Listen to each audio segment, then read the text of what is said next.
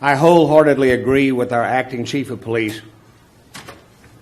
I recommend we approve the letter that he has prepared banning all marijuana cultivation and sales in Kern County. To begin with, it is well understood that the general health and safety of the public should be priority for any elected official, and as such, I plan to honor the oath of office I took and carefully look after the best interest of the people who elected me, and that means young and old. I could never use a well-known human vice as a tool for economic development. A vice is defined as a moral failing or a bad habit. Traditional examples quoted in urban dictionaries all over the internet include drinking alcohol, smoking tobacco, gambling, and card games. Vices come in all shapes and sizes, and marijuana is no exception. In fact, it has replaced some of the others in terms of popularity. According to federal law, recreational pot's illegal, period. That's it. So how in the world cities or counties can stoop so low as to consider making a profit by selling an illegal mind-altering drug, to me, is beyond comprehension. To me, this is criminal in itself. There are thousands of other ways to make an honest buck, and pot ain't one of them. In the old days, we had a saying when things were going absolutely terrible. My grandmother used to say, everything's going to pot. I say this is still true today, even though a few definitions have changed. The adverse effects of pot, especially on younger developing minds, is empirically proven. We'd be here for a month to go over that. I know we're going to have some head shakers, especially in the young people.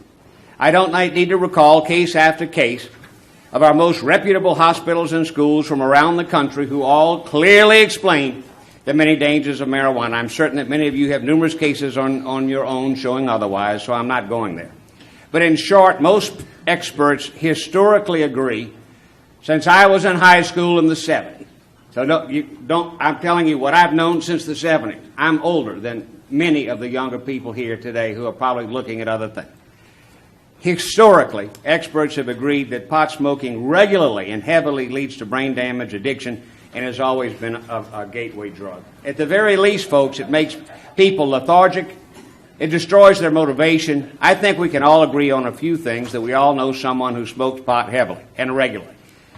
Heavy users are slower on the uptake, their memory's shot, and they're much less motivated, period. I don't care. Is this what we want to encourage in our society? And besides, here's one for you. On the lighter side, it stinks. If this thing gets passed, people will be toking up in our public restrooms. They'll stink more than they do now and be disgusting. Is that what we want for dessert after a nice meal? I don't. If your citizens stink, you need the money to help. All right. I watched a Mike Rowe, the Dirty Jobs guy, on a national news show talking the other night. And when it was all over, they asked him one thing. Mike, if you had one thing to tell young people about the most important thing to do about getting a job today when applying, he immediately, there was no downtime whatsoever. Mike said, well, they got to quit using drugs, number one, because 50% of them are knocked off the application list immediately, instantly, in the trash. They can't get hired because they're using drugs.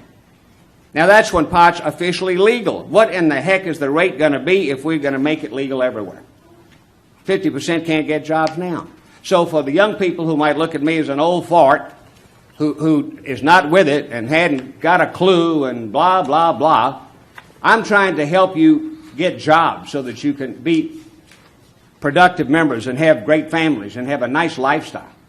And I don't think this is the way to get there. Neither does Mike Rowe.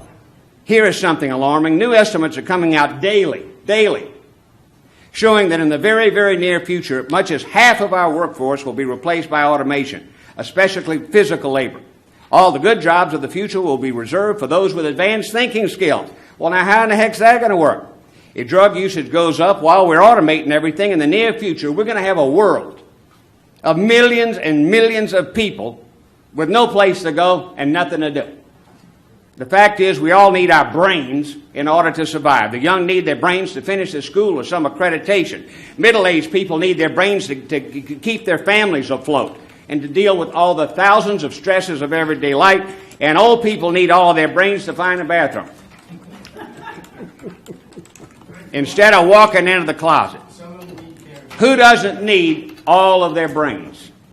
Now, I do agree with the many positive uses of marijuana for proven medical purposes.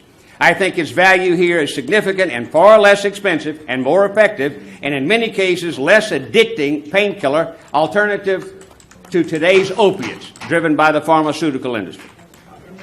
I support this, provided that, but there's underlines here, provided underline, that it is highly, highly underlined, regulated, and strictly underlined, enforced.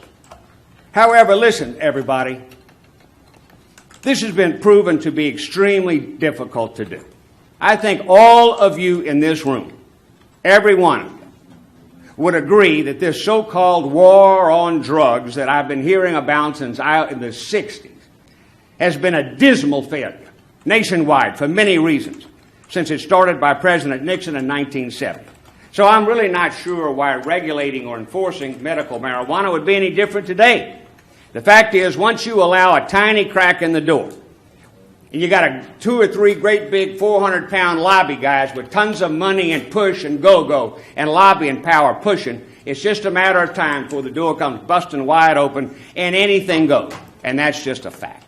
So the medical marijuana, where I support it, trying to enforce it and make it unbelievably restricted and, and serve a definitive need without all of this stuff, I don't know.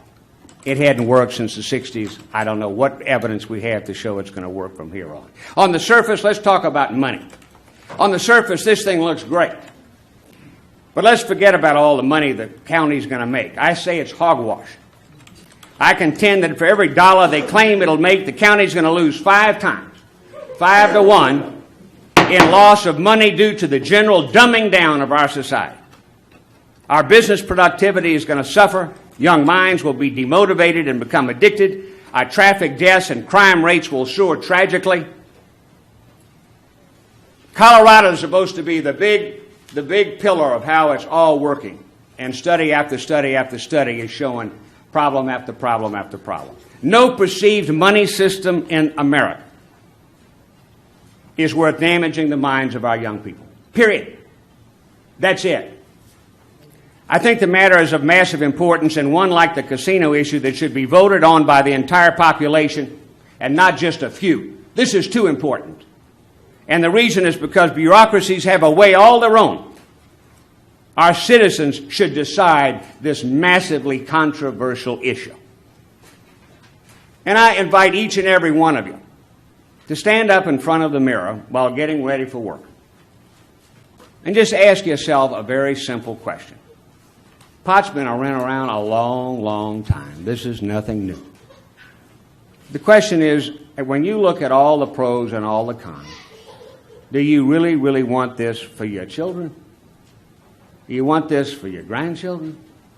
And do you want this for our society as a whole? I don't know. I personally believe that if we all did that drill personally, without any lobbyists and without any undue influence, and we walk out of the bathroom and talk to our spouses or significant other or friends, I think we're going to answer no. But maybe that's just me. For right now, at this moment in time, I strongly approve the letter that the Assistant Chief has prepared banning all marijuana cultivation and sales in Kern County, but I really think that the citizens need to vote. Thank you.